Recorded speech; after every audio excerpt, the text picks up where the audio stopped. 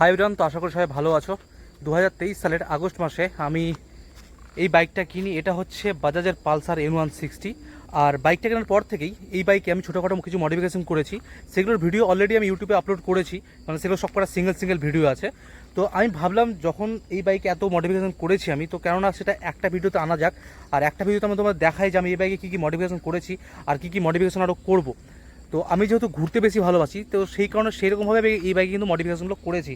মানে যেমন ধরে নাও যে ভাইজার, দেন তোমার হচ্ছে টপ র্যাক। তো তোমাদের পুরোপুরি ডিটেলস দিয়ে এই ভিডিওতে দেখাচ্ছি যে কী কী মডিফিকেশন এখনও পর্যন্ত এই বাইকে আমি করেছি।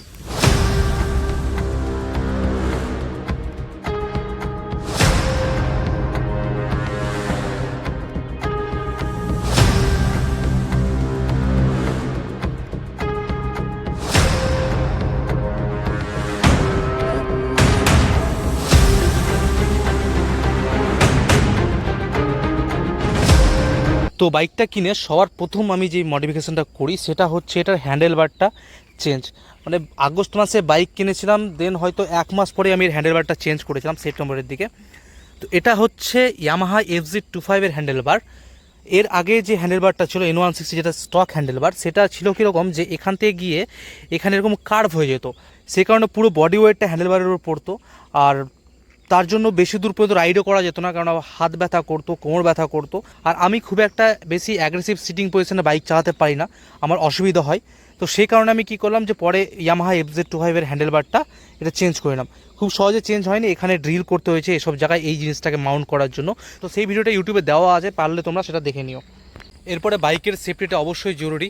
সেই কারণে এটার সঙ্গে যে স্টক ক্র্যাশ গার্ডটা দেওয়া হয়েছিল, সেই ক্র্যাশ গার্ডটা আমি কন্টিনিউ করে নিই। ফ্লিপকার্ট থেকে এই আরেকটা ক্র্যাশ গার্ড অর্ডার দিয়েছিলাম।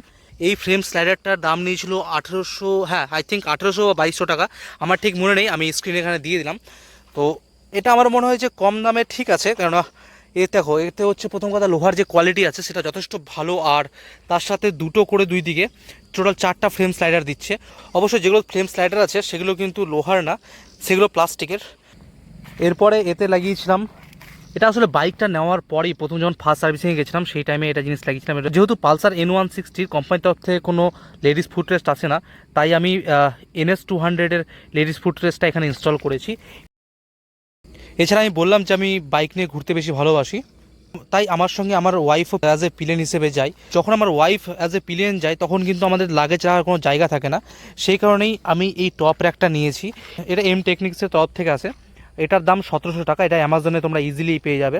দেখো এটা হচ্ছে এখান থেকে কানেক্ট করছে, ঠিক আছে, দুই পাশেই।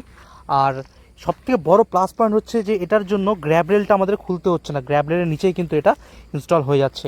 আর জিনিসটা যথেষ্ট শক্তপোক্ত, লাগেজটাও ইজিলি ক্যারি করা যাবে। আচ্ছা, এরপরে হ্যান্ডেলে দেখো এখানে একটা মোবাইল ফোন হোল্ডারও রেখেছি। এগুলো ভিডিও তোমরা নিশ্চয়ই দেখেছো। এটা রিসেন্টলি আমি এতে উইন্ডশিল্ড বা ভাইজার ইনস্টল করলাম। আর এটার উইন্ডশিল্ড মডিফিকেশনটা সত্যি এত সুন্দর হয়েছে, দেখে মনে হচ্ছে না যে এক্সট্রা করে এটা ইনস্টল করা। দেখো এই দিকে কিন্তু সেরকম খুব একটা বেশি গ্যাপ নেই, যেটা অলরেডি এটা ইনস্টলেশন ভিডিওতে আমি দেখিয়েছি। আর ভাইজারটা ইনস্টল করার পরে যেহেতু এখানে নাম্বার প্লেটটা আমি মাউন্ট করতে পারলাম না, সেক্ষেত্রে ডমিনার 400-এর নাম্বার প্লেট হোল্ডার দিয়ে এখানে নাম্বার প্লেটটাকে ইনস্টল করলাম।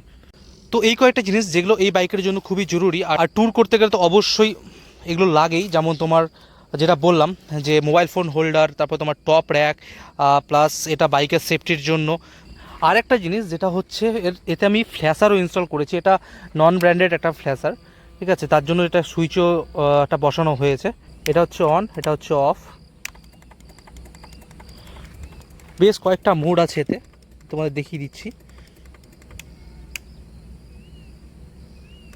দেখো এটা একটা,